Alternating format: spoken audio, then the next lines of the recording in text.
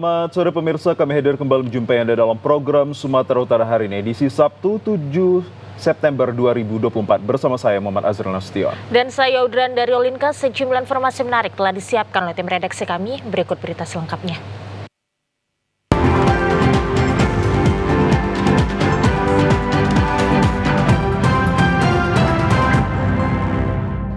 Pemirsa, di informasi yang pertama, diduga mengantuk, supir mobil pribadi menabrak bus penumpang di Jalan Lintas Sumatera Simpang 3 Janji Manahan, Kelurahan Langga Payung, Kecamatan Sungai Kanan, Kabupaten Labuhan Batu Selatan. Akibat kecelakaan ini, satu orang mengalami luka-luka. Inilah rekaman CCTV detik-detik laka lantas tabrakan antara mobil pribadi dengan bus penumpang kemarin. Kecelakaan berawal saat mobil pribadi yang dikemudikan Halomoan Tambak yang melaju dari arah Medan menuju Gunung Tua berjalan terlalu ke kanan. Sementara dari arah berlawanan muncul satu unit bus penumpang yang dikemudikan Tanjung sehingga terjadi tabrakan. Kedua kendaraan ringsek pada bagian samping namun tidak terdapat korban jiwa. Kasatlantas Polres Labusel AKP Riswanto mengatakan bahwa penyebab kecelakaan karena pengemudi mobil pribadi mengantuk dan terburu-buru sehingga tidak dapat mengendalikan mobilnya. Saat ini kedua kendaraan telah diamankan di Mapolsek Sungai Kanan untuk proses lebih lanjut. Untuk kronologis kejadian kecelakaan di daerah Sungai Kanan, Langga Payung tadi malam pukul 11.30 WIB antara mobil Batang Panik dengan Avanza. Itu korban sampai saya tidak ada, hanya korban saja. Satreskrim Polres Pelabuhan Belawan meringkus seorang pemilik travel umroh bodong yang telah menipu sejumlah warga. Setidaknya terdapat 3 warga yang ditipu dan gagal berangkat umroh meskipun sudah menyerahkan uang lebih dari 90 juta rupiah. Kapolres Pelabuhan Belawan AKBP Janton Silaban mengatakan, kuat dugaan jika korban dari Biro Perjalanan Umroh pelaku tidak hanya 3 orang saja. Hal ini disebabkan karena travel yang didirikan pelaku sudah berjalan cukup lama. Untuk mendapatkan korban, pelaku hanya bermodalkan brosur dan promosi secara pribadi. Pelaku juga memasang tarif lebih murah dengan travel lain dengan beragam paket perjalanan yang ditawarkan. Modusnya pelaku membuat travel bodong, travel bodong, dan kemudian mencari calon jemaah untuk memberangkatkan umroh. Nah, itu modusnya dan peran si pelaku. Nah, kemudian dia membuat perusahaan umroh palsu dengan PT Darul Ihsan Travel. Dalam kasus ini pelaku terancam akan dipenjara selama 4 tahun dan dijerat dengan pasal 378 Junto, pasal 372 Kitab Undang-Undang Hukum Pidana tentang penipuan dan penggelapan. Kita kembali ke sorotan lainnya pemirsa. Limbah pabrik kelapa sawit yang ada di Jalan Traktor lingkungan 11 Kelurahan Cengkeh Turi Kecamatan Binjai Utara meresahkan warga sekitar akibat bau busuk dan juga polusi udara. Limbah pabrik yang dihasilkan dari proses pembakaran buah sawit telah mencemari lingkungan dan polusi udara. Di dalam pabrik ada 3 kolam limbah minyak kotor sisa CPO yang telah membeku. Ketika musim hujan, limbah pabrik sering merembes hingga menggenangi parit-parit di dekat lingkungan warga sekitar. Warga meminta supaya pabrik segera ditutup karena telah tidak tahan dengan bau busuk limbahnya. Begitu juga asap debu sisa pembakaran dari pabrik tersebut. Udah nggak sanggup lah Pak, bola-balik dibohongi, udah intinya tutup aja lah Pak, kami warga minta tutup aja udah Pak. Benar Ibu-ibu? Nampaknya limbahnya Pak, asap dan debunya Pak udah nggak tahan, udah gitu pun kalau ada komplainan warga ke pihak pabrik, orang ini nggak menanggapi secara bagus Pak sama warga Pak. Baunya apa cemana ini limbah? Waduh, baunya Bapak tanya luar biasa lah.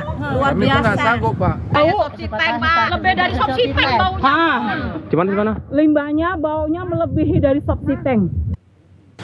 Sementara itu, anggota DPRD Binjai, Hasian Siregar menyatakan pihaknya akan segera menindaklanjuti persoalan tersebut.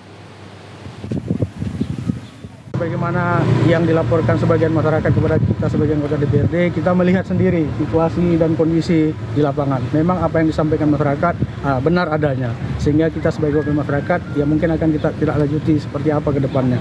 Dan di sini ada perjanjian yang dilakukan pemilik dengan warga masyarakat akan menghentikan segala sesuatu kegiatan di sini. Iya kan Bapak Ibu? Ya.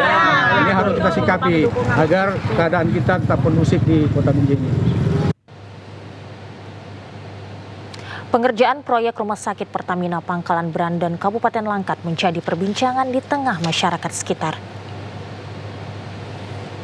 Selain dinilai yang sangat fantastis, mencapai 2,2 miliar lebih yang dikerjakan oleh PT Bungong Abadi dari Provinsi Aceh, ternyata para pekerjanya tidak menggunakan alat pelindung diri.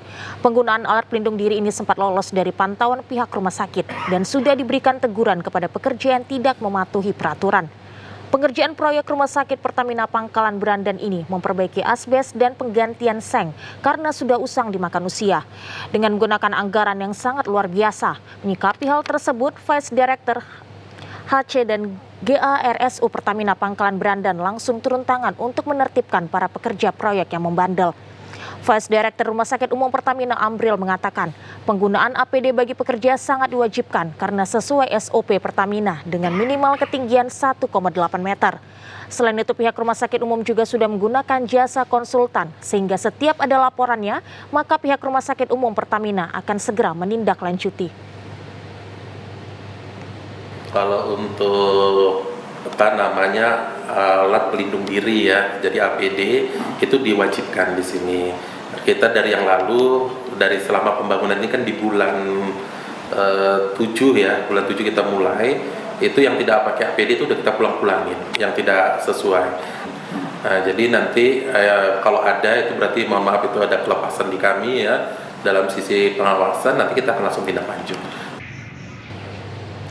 Pembangunan proyek Rumah Sakit Pertamina dimulai sejak Juli dan sudah melalui proses tender dengan peserta yang berasal dari Kabupaten Langkat dan Provinsi Aceh.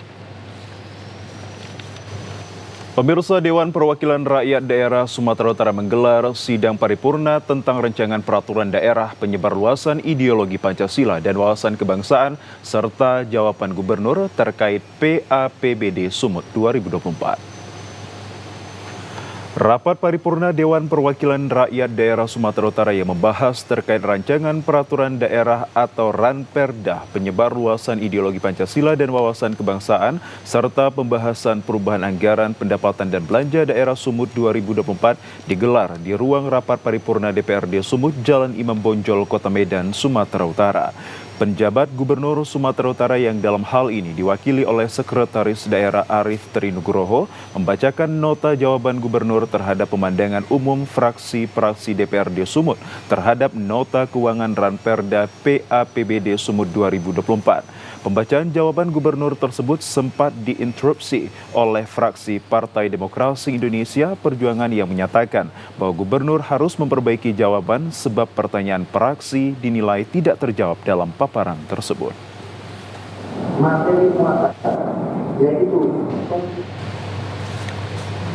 Ya pemirsa, kami akan segera kembali dengan sejumlah informasi lainnya. Tetaplah bersama kami di Sumatera Utara hari ini. Ya pemirsa, setelah suksesnya pemilihan presiden, Dewan Pers berkomitmen untuk aktif dalam pelaksanaan Pilkada serentak 27 November mendatang. Dewan Pers meminta kepada media agar tetap memberitakan pemilu dengan berimbang dan tidak menjatuhkan salah satu paslon. Dewan Pers menekankan bahwa media harus berperan dalam mengedukasi masyarakat terkait proses pemilihan dan calon-calon yang bertarung. Mengacu pada pengalaman Pilkada dan Pilpres sebelumnya, Dewan Pers mencatat tantangan dalam mengatasi informasi menyesatkan, terutama dari media sosial. Dewan Pers mengatakan bahwa informasi yang tidak akurat seringkali cepat menyebar di media sosial dan sulit untuk dipertanggungjawabkan dan menekankan pentingnya media massa dalam memberikan berita yang valid. Kita sebagai media sama-sama mengawasi agar berlakunya pilkada serentak ini bisa kita tetap kritis, tapi bukan malah menjadi provokator, tapi malah membawa pilkada ini akan menghasilkan pemimpin yang akuntabel, pemimpin yang mengerti kebutuhan masyarakat. Itu yang lebih penting dari semuanya. Dewan Pers juga mengingatkan tentang pentingnya menjaga kode etik jurnalistik dan berharap pers menjaga integritas dan profesionalisme dalam pelaporan dan jangan terjebak dalam arus informasi dari media sosial yang tidak terverifikasi. Kita beralih ke Kabupaten Labuhan Batu Utara, pemirsa. Setelah melalui proses tahapan hasil penelitian persyaratan administrasi, Komisi Pemilihan Umum Kabupaten Labuhan Batu Utara mengumumkan berkas pendaftaran pasangan balon bupati dan wakil bupati yang belum mendaftar dan belum memenuhi syarat. Sejak proses tahapan pendaftaran dan perpanjangan peserta pemilu 2024 beberapa hari lalu, satu-satunya berkas pendaftar yang masuk ke silon KPU adalah pasangan balon Dr. Henry Yanto Sitorus dan Dr. Haji Samsul Tanjung yang sekitar 1 bulan lalu menyelesaikan promosi gelar doktor dan belum diwisuda di salah satu universitas negeri di Kota Medan. Namun setelah hasil penelitian persyaratan administrasi, KUPD Labura mengumumkan bahwa 1 dari 19 poin persyaratan pendaftaran paslon tersebut belum memenuhi syarat, yaitu penggunaan gelar strata 3 pada pasangan tersebut yang nantinya akan digunakan pada surat suara pada Pilkada 2024 mendatang. Komisioner KPUD Labura James Ambarita menjelaskan, sesuai PKPU nomor 8 tahun 2024, pasal 33, bahwa setiap pendaftar menggunakan gelar harus melampirkan fotokopi ijazah dilegalisir atau surat keterangan pengganti ijazah di dalam berkas pendaftaran. Namun pasangan paslon Henry Yanto Sitorus dan Samsul Tanjung hanya melampirkan SKT. Meskipun pemakaian gelar tidak memenuhi syarat, namun tidak membatalkan pendaftaran paslon tersebut sebagai peserta Pilkada tahun 2024. Belum memenuhi syaratnya ada satu item persyaratan dokumen calon, yaitu tidak berdampak terhadap pembatalan pasangan calon tersebut. Ya, jika ingin mencantumkan gelarnya itu harus dibuktikan dengan ijazah atau surat keterangan pengganti ijazahnya. Nah, sepanjang tidak bisa mencantumkan ijazah ataupun surat keterangan pengganti ijazahnya, maka gelar pada nama tersebut itu tidak dapat dicantumkan begitu. KPUD Labura memberi kesempatan kepada perwakilan dari gabungan partai politik pengusung dan pendukung paslon Henry Yanto Sitorus dan Samsul Tanjung untuk melengkapi hingga 8 September 2024 besok. Pemirsa, Panitia Pengawas Pemilu tingkat kecamatan berharap masyarakat khususnya di Kecamatan Sibolga Kota untuk dapat berpartisipasi melakukan pengawasan pada Pilkada Serentak Kota Sibolga tahun 2024.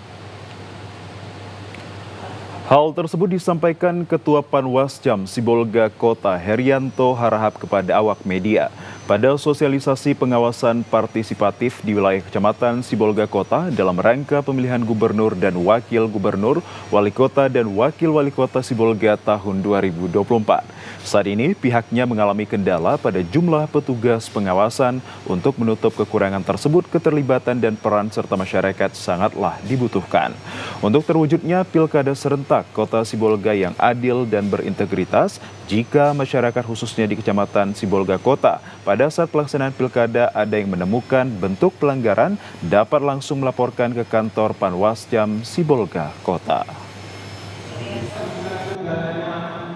Yang mana kita ketahui kalau dari kami di Panwascam dengan personel yang terbatas, mungkin lebih terbatas untuk informasi-informasi atau kejadian-kejadian yang berlaku di masyarakat.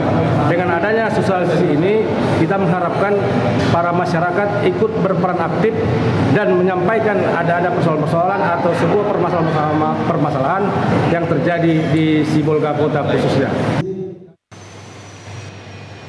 Kepolisian Resort Asahan menggelar acara tablik akbar cooling system dalam rangka menciptakan suasana damai menjelang Pilkada Serentak tahun 2024. Tablik akbar ini diisi dengan pembacaan ayat suci Al-Quran, sholawat, dan juga doa bersama. Kapolres Asahan AKBP Afdal Junaidi dalam sambutannya mengajak seluruh masyarakat Asahan untuk menjaga kondusivitas Kaptipmas jelang pelaksanaan Pilkada Serentak yang akan digelar pada 27 November 2024 mendatang. Ia juga berharap para pemilih nantinya untuk tetap saling menghargai walau berbeda pilihan dalam pilkada. Kegiatan tablik akbar ini diakhiri dengan tausiah agama yang dibawakan oleh Ustadz Maulana.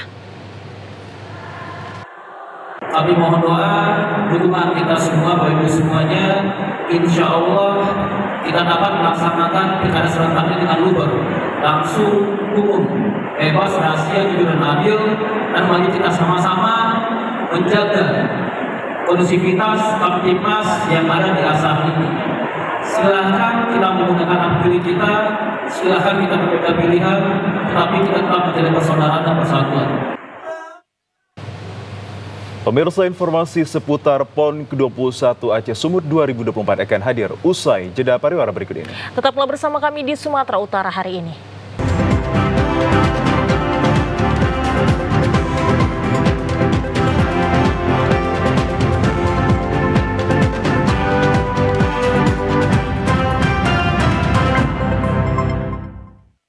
Terima kasih masih bersama kami di Sumatera Utara hari ini. Pemirsa, acara pembukaan PON ke-21 tahun 2024 Aceh Sumatera Utara akan digelar di 2 lokasi pada 9 September 2024. Provinsi Aceh menjadi tuan rumah utama dengan Sumatera Utara mengikuti secara hybrid di Stadion Baharudin Siregar, Deli Serdang.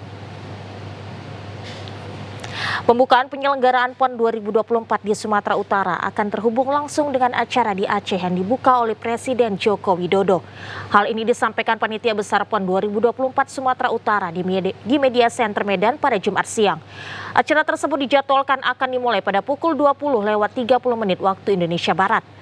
Kepala Satpol PP Sumatera Utara Muhammad Malfumloh Pratama Daulay menjelaskan, acara di Sumatera Utara akan diselaraskan dengan pembukaan di Aceh. Stadion Baharudin Siregar diperkirakan akan dihadiri 5.880 penonton dengan kapasitas terbatas.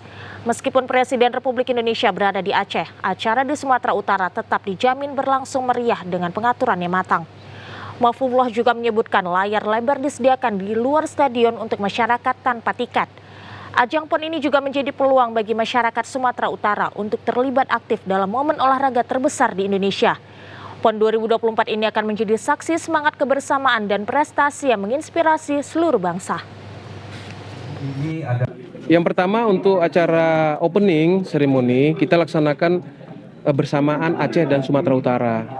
Kemudian Bapak Presiden akan berkedudukan di Aceh dan nantinya dari sana kita akan mengikuti acara bersamaan. Di sana juga akan disiapkan MC dan rundown yang sama seperti yang disampaikan tadi. Jadi seluruh rangkaian pembukaan yang ada di Aceh akan diikuti oleh Sumatera Utara. Untuk pelaksanaan kita di Stadion Baharudin, Lubuk Pakam. Sementara itu pemirsa, ribuan siswa-siswi di Kabupaten Labuhan Batu Selatan antusias menyambut kirap api Pekan Olahraga Nasional ke-21 tahun 2024. PON ke-21 menjadi sejarah bagi warga Labusel karena baru pertama kali menerima kirap api PON. Ketua Kirap Api PON ke-21 Sumut Aceh, Julian Sefrata mengatakan kirap api PON ini pertama kali diterima dari Aceh melalui wali kota Subuh Salam yang diterima oleh pemerintah provinsi, yakni Bupati Pakpak Barat. Dari titik tersebut bergerak di 18 kota, dimulai dari Dairi, Karo, Simalungun, Toba, dan hari ini sampai ke Labusel. Selanjutnya perjalanan menuju Labuan Batu, Labura, dan berlanjut hingga 9 September di Kota Medan. Kemudian setelahnya upacara serah terima dan pelepasan estafet kirap api PON ke Kabupaten Labuhan Batu. Setelah ini kami akan melanjutkan perjalanan ke Labuan Batu. Kami istirahat beberapa di sana. Besok pagi kami akan melaksanakan upacara di Labuan Batu, baru berlanjut ke Labura, terus turun ke bawah sampai tanggal 9 di Medan. Tanggal 9 di Medan akan dikirapkan juga, tentunya nanti berakhir di Stadion Baharudin Siregar. Itu akan direncanakan pembukaan api PON bersama dengan di Aceh. Pak Presiden nanti di Aceh pembukanya, tapi di Sumatera Utara juga kita pembukaan. Itu akan kita hadiri kabupaten kota juga, itu nanti secara live streaming. Sementara itu, Wakil Bupati Labusel Ahmad Fadli Tanjung mengatakan bahwa pada PON ke-21 ada 6 atlet yang akan memperjuangkan Sumatera Utara. Dan diharapkan para atlet memboyong emas ke Labusel, sedangkan untuk atlet yang berprestasi akan diperjuangkan sebagai duta yang mengharumkan nama Labusel. Kita saat ini merayakan tentang hampir kabupaten yang termasuk diabarkan. Alhamdulillah kita termasuk Indonesia. Atlet kita ada 6 atlet kita yang merupakan duta kita yang akan memperjuangkan nama Sumatera Utara di Aceh dan Sumatera Utara. Rombongan kirap estafet obor api PON 21 Aceh Sumut tiba di Kabupaten Labuhan Batu Utara kemarin, tepatnya di halaman kantor Bupati Jalan Jenderal Sudirman, Kota Aikanopan. Setelah melalui rute beberapa kabupaten, rombongan kirap estafet api obor PON tiba di Kota Aikanopan. Pemkab Labura juga menurunkan kontingen yang berlaga di PON 21 sebanyak 11 orang dari perwakilan beberapa cabur dan meraih sebanyak 2 medali emas dari cabur kriket putra dan putri. Wakil Bupati Labura Dr. Haji Samsul Tanjung berharap dapat menimbulkan semangat dan perjuangan dengan tetap menjaga persatuan seluruh rakyat Indonesia, khususnya di Labuhan Batu Utara. Harapan kita dengan kirap api PON ini menumbuhkan semangat dan perjuangan serta persatuan masyarakat seluruh Indonesia, khususnya Kabupaten Labuhan Batu Utara. Dari semangat api PON ini mudah-mudahan tumbuh semangat persatuan dan kesatuan kita seraya mensukseskan pelaksanaan PON ke-21 Aceh Sumut. Selanjutnya api obor PON diserahkan kembali kepada rombongan untuk melanjutkan kirap menuju Kabupaten Asahan, yaitu Kota Kisaran. Pemirsa, PSMS Medan resmi memperkenalkan skuadnya yang akan berlaga mengarungi ketatnya kompetisi Liga 2 2024. Musim ini PSMS Medan mengontrak sebanyak 38 pemain serta pelatih berpengalaman di Liga Indonesia, Neil Maizar, guna memuluskan target promosi ke kompetisi Liga 1 musim depan. Skuad PSMS Medan secara resmi memperkenalkan sebanyak 38 pemainnya kepada publik dalam mengarungi kompetisi Liga 2 2024. Sebanyak 38 pemain yang diperkenalkan oleh PSMS Medan tersebut, 3 diantaranya merupakan pemain asing, yakni Jacinto, Junior Cabral, Sebastian Antek, dan Fabio Gama dos Santos. Pembina PSMS Medan, Edi Ramayadi, mengatakan klub kebanggaan warga Kota Medan ini optimis dalam menatap kompetisi Liga 2 musim ini dan menargetkan promosi ke kasta Liga 1 musim depan. Mantan Gubernur Sumatera Utara ini juga mengklaim bahwa komposisi tim pada musim ini lebih kuat dari musim lalu. Kita sudah menyiapkan semaksimal mungkin dengan coach kita. Semoga pilihan pemain kita ini scouting yang dilakukan oleh coach, termasuk pemain dari luar, dan akan membawa PSMS Liga 1. Tim Polo Air Jakarta membuktikan keperkasaannya pada PON ke-21 melawan Yogyakarta di kolam renang Selayang Dispora, Sumatera Utara, Medan, pada Jumat sore. Bermain apik dan mengesankan sepanjang 4 kuarter, tim asuhan Lucky Damapoli mengakhiri pertandingan dengan skor meyakinkan 2-3-4, yakni laga Jakarta dengan Yogyakarta. Tim Jakarta pun melanjutkan perjalanan mereka dengan tekad untuk meraih medali emas. Hasil ini mendudukan DKI Jakarta di puncak klasemen dengan 9 poin dan DKI masih menyisakan 1 pertandingan. Selanjutnya DKI Jakarta akan menghadapi juara bertahan di Jawa Barat. Bagi Yogyakarta, kekalahan atas Jakarta belum menutup peluang mereka untuk membawa pulang medali perunggu. Yogyakarta di laga pertama mengalahkan Sumatera Selatan dengan skor 2-27, yang dimana Yogyakarta juga menyisakan 2 laga melawan Jabar dan terakhir menghadapi akan melaga dengan Jambi.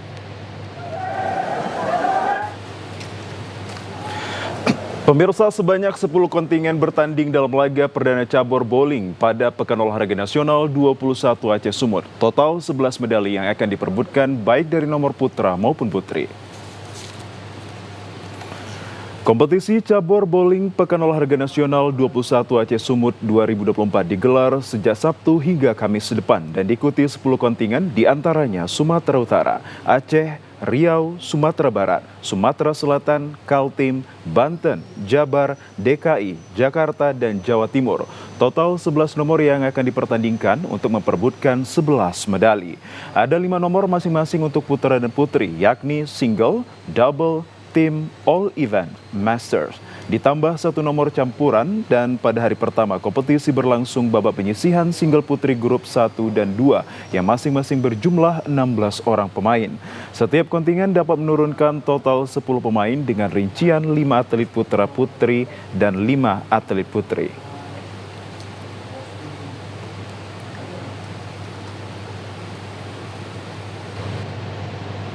Dalam laga perdana sepak bola putri di PON ke-21, tim sepak bola putri Sumatera Utara harus menelan kekalahan dari tim Jawa Barat dengan skor 3-1.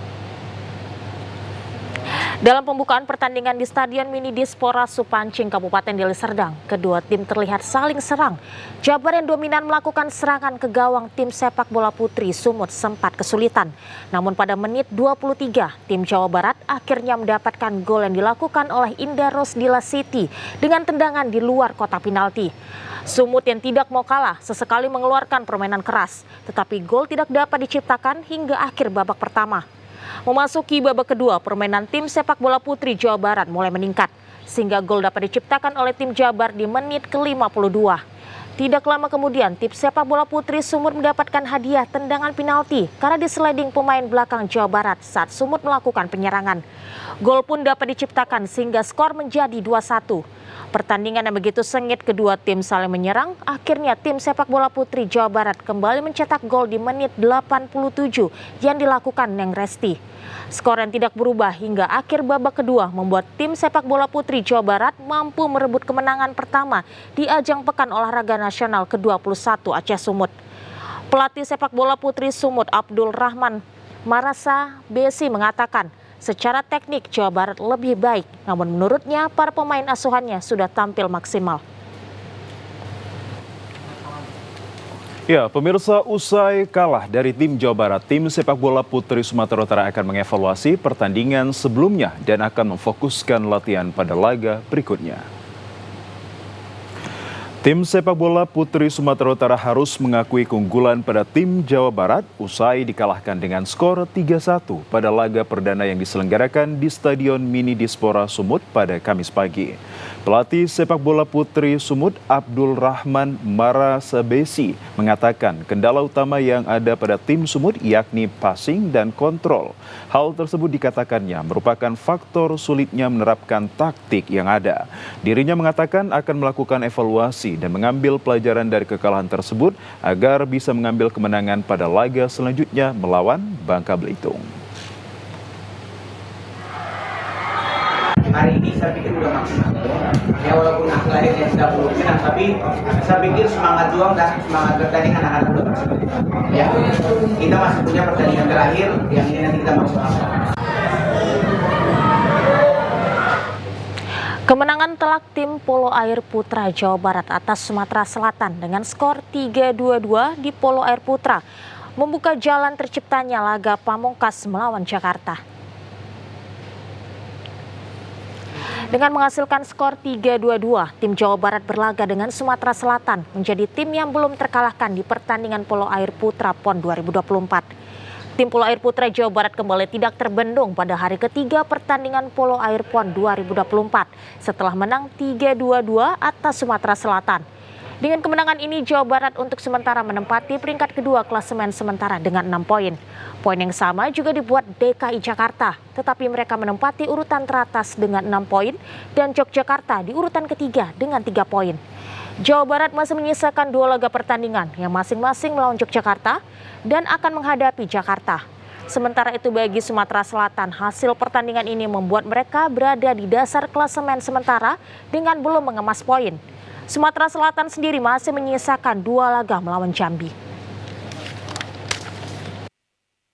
Sementara itu pemirsa, di hari ketiga pertandingan cabang olahraga barongsai dengan nomor pertandingan Pekingsai Kecapatan babak pertama, tim barongsai Sumut harus puas menempati peringkat ketiga dengan medali perunggu. Sementara medali emas diraih oleh Provinsi Aceh. Pada pertandingan Pekingsai Kecepatan ini berlangsung seru. Tim Barongsai Sumatera Utara dan tim Barongsai Jawa Tengah harus diulang karena mendapatkan nilai yang sama dengan catatan waktu 0.32 detik. Setelah dilakukan pertandingan ulang, tim Barongsai Jawa Tengah berhasil unggul, mengalahkan tim Barongsai Sumatera Utara dengan catatan waktu 0.41 detik. Di nomor pekingsai kecepatan ini, Sumatera Utara harus puas menduduki peringkat ketiga dengan perolehan medali perunggu. Disusul Jawa Tengah medali perak, sedangkan medali emas diraih tim barongsai dari Provinsi Aceh. Johnson, tim barongsai Aceh, peraih medali emas, mengungkapkan kegembiraannya atas capaian medali emas yang diperoleh. Persiapan yang dilakukan selama ini ternyata membuahkan hasil yang cukup memuaskan. Sangat bangga ya, apa yang kita latih selama ini berbuahkan hasil medali emas. Persiapan yang sebelum dilakukan ya tetap, yang pertama pasti berdoa, yang kedua menyiapkan mental yang sangat baik dan terus berlatih. Pelatih tim barongsai Aceh, Acong, mengatakan kerja keras dan latihan yang dilakukan tidak sia-sia dan akhirnya berhasil meraih medali emas. Acong berharap pemerintah daerah agar lebih memperhatikan cabang olahraga barongsai.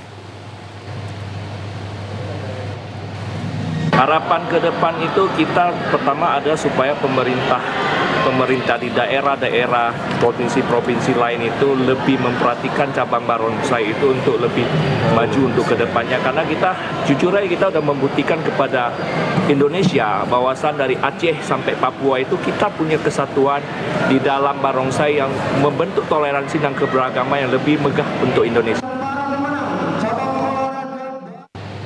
Tim barongsai Sumut kembali mendulang emas pada nomor tradisional di babak kedua.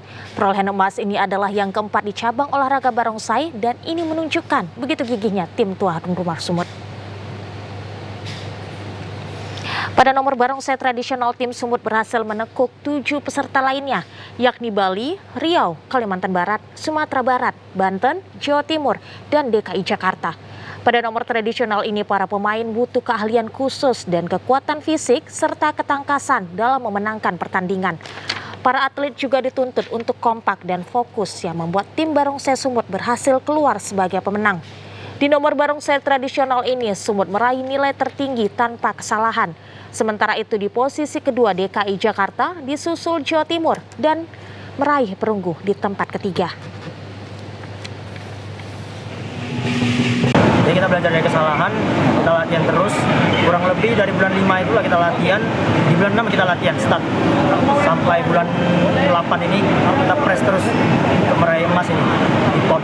Kita kendalanya di pemain kepala ya, karena tiap tahunnya itu kita pergantian kepala terus gitu, apalagi saya ekor kan pemain kepala saya udah ganti gitu, jadi agak cukup sulit, harus mengulang dari nol terus itu. Sementara itu pelatih Chandra Tio mengatakan tim barongsai Sumut sangat gembira dengan keberhasilan perolehan medali emas keempat dari cabang olahraga barongsai. Dari awal sebelum pertandingan tim Sumut sudah menargetkan perolehan medali emas. Kami tim Sumut sangat antusias dan sangat bergembira dengan hasil yang sangat memperoleh emas yang begitu banyak. Kalau untuk tradisional dia lebih banyak poin penilaiannya, dia ada 10 poin. Jadi agak susah. Kalau yang kalau seperti ketangkasan, halanita dia kan lebih dominan ke skill. Sementara itu pemirsa, di Kabupaten Karo, tim pesepeda MTB dari Jawa Timur meraih medali emas PON 21 cabang mountain bike kategori cross country team relay di Arena Tahura Bukit Barisan, Kabupaten Karo.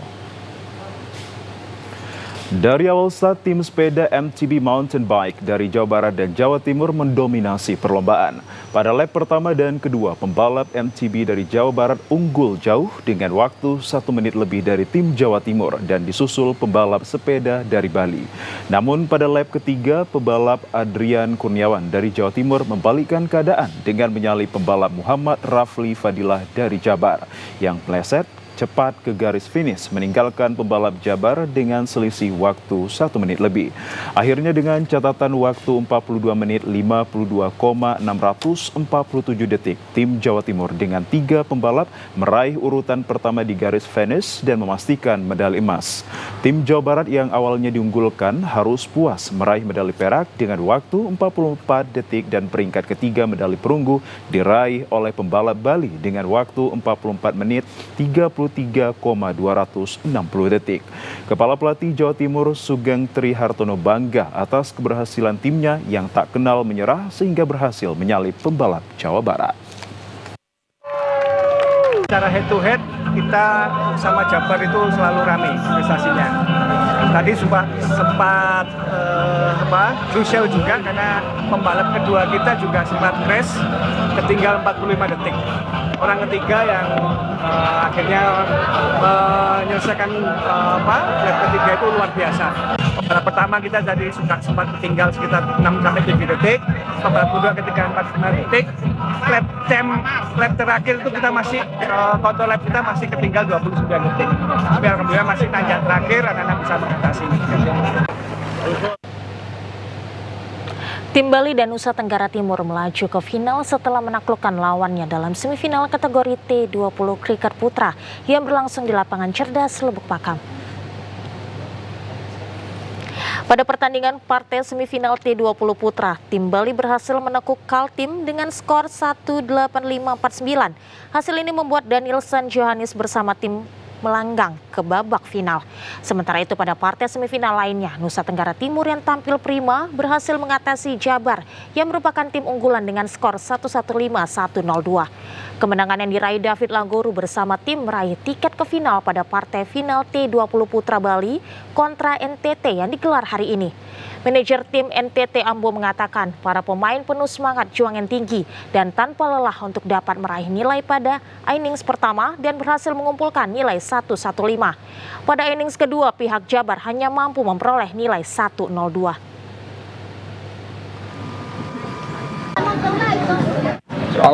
Soal ceritanya sampai ke babak final ini memang kita mengalami proses yang cukup panjang ya, bagaimana sampai ke sini, dan kita terus melakukan perbaikan, memberi motivasi kepada anak-anak untuk tetap terus melakukan yang terbaik untuk timnya, walaupun tadi seperti coachnya bilang masih ada sisi lemah, sisi lain, tapi kita selalu memberi kepercayaan kepada mereka bahwa kalau naik satu tingkat itu bukan berarti hasil akhir, tapi karena ada tingkatan-tingkatan berikutnya. Oleh karena itu selalu memberi yang terbaik dalam suasana apapun, bagaimana tim ini bisa terus maju sampai kepada tingkat yang diharapkan, sampai maksimal, sampai kita mendapatkan apa yang kita impikan, yaitu medali emas. Sementara untuk di babak penyisihan T20 Putri, Kaltim berhasil memenangkan pertandingan atas Jabar dengan skor 1-1-4-1-7 yang di mana hasilnya diraih Berlian Duma bersama kawan-kawan melaju ke babak semifinal.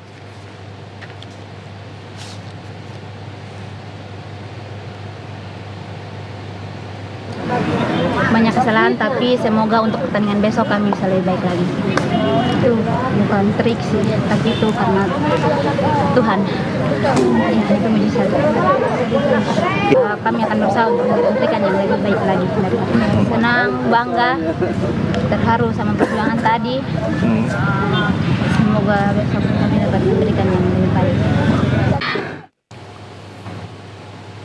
Pemirsa, pasca sebelumnya gagal meraih medali di cabang olahraga senam artistik, kontingen Sumatera Utara kembali tanpa gelar di cabang olahraga senam ritmik yang digelar di Gedung Serbaguna Sumatera Utara, Jalan Willem Iskandar, Deli Serdang. Setelah sebelumnya gagal meraih satupun medali di cabang olahraga senam artistik, kini Sumut kembali harus puas tanpa gelar satu medali pun di kategori senam ritmik yang berlangsung di Gedung Serbaguna Sumut, Deli Serdang. Sumatera Utara yang diperkuat oleh dua atlet kebanggaannya, yakni Tata Miranda Putri Tampu Bolon dan Hana Laura Butar-Butar, ternyata belum dapat menyaingi kontingen Lampung dan DKI Jakarta yang berhasil menyabet gelar medali emas, perak, dan perunggu di ajang Pekan Olahraga Nasional ke-21 Aceh Sumut 2024. Pelatih senam ritmik Sumut Regina Gita Valentin mengatakan kurangnya penampilan para atlet asuhannya tidak terlepas dari kurangnya persiapan dan minimnya kesediaan alat pada saat pemusatan latihan.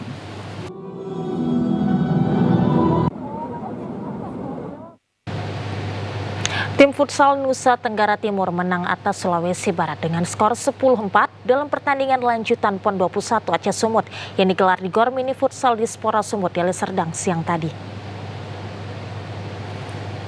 Tim Sulawesi Barat langsung bermain ofensif sejak awal pertandingan di babak pertama.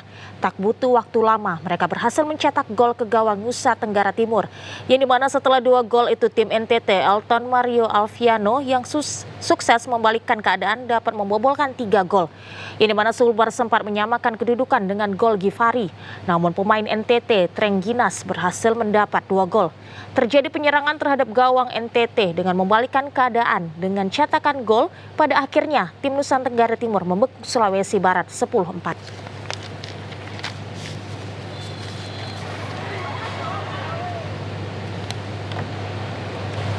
Dan pemirsa, berikut informasi perakiraan cuaca di sejumlah daerah di Sumatera Utara dari Badan Meteorologi, Klimatologi, dan Geofisika Wilayah 1 Medan yang berlaku esok Minggu 8 September 2024. Assalamualaikum warahmatullahi wabarakatuh. Halo Sobat BMKG, bersama saya Devri Mandoza, perakirawan BMKG Wilayah 1 Medan akan menyampaikan info perakiraan cuaca dan hotspot untuk Provinsi Sumatera Utara Minggu 8 September 2024. Pada pagi hari, kondisi cuaca berawan di wilayah Sumatera Utara. Pada siang dan sore hari, berpotensi terjadi hujan ringan hingga lebat yang disertai petir dan angin kencang di sebagian wilayah Sumatera Utara. Hujan lebat berpotensi terjadi di wilayah Langkat, Deri, Deli Serdang, Humbang Asundutan, Medan, Binjai, Pakpak Barat, Samosir, Tapanuli Selatan, Tapanuli Tengah, Tapanuli Utara, Toba, Nias Selatan. Pada malam hari masih berpotensi terjadi hujan ringan hingga lebat yang disertai dengan angin kencang dan petir di sebagian wilayah Sumatera Utara. Hujan lebat berpotensi terjadi di wilayah Humbang Asundutan, Pematang Siantar, Mandailing Natal, Nias, Nias Utara, Nias Barat, Nias Selatan, Simalungun, Samosir, Tapanuli Selatan, Tapanuli Tengah, Tapanuli Utara. Pada dini hari masih berpotensi terjadi hujan ringan hingga lebat di sebagian wilayah Sumatera Utara. Hujan lebat berpotensi terjadi di wilayah Mandailing Natal. Untuk suhu udara berkisar 15 hingga 32 derajat Celcius, kelembaban udara 69 hingga 98%, angin dari utara hingga barat daya dengan kecepatan 4 hingga 18 km per jam. Untuk titik panas atau hotspot di wilayah Sumatera Utara, pada pantauan tanggal 6 September 2024 tidak terdapat adanya titik panas. Kami menghimbau kepada warga masyarakat untuk tetap waspada terhadap potensi terjadinya hujan lebat yang disertai petir dan angin kencang di wilayah lereng timur, lereng barat, dan pegunungan wilayah Sumatera Utara yang dapat berpotensi menyebabkan terjadinya banjir, longsor, serta bencana hidrometeorologis lainnya. Demikian informasi yang dapat kami sampaikan. Semoga bermanfaat bagi Sobat BMKG sekalian. Terima kasih. Wassalamualaikum warahmatullahi wabarakatuh. Dan pemirsa, informasi yang baru Anda saksikan tadi sekaligus menutup perjumpaan kita dalam program Sumatera Utara hari ini. Kami ucapkan terima kasih atas kebersamaan dan juga perhatian Anda. Saya Muhammad Azril Nasution. Dan saya Udrandari Daryolinka mengucapkan terima kasih atas perhatian Anda. TVRI, Media Pemersatu Bangsa. Sampai jumpa. Selamat berakhir pekan.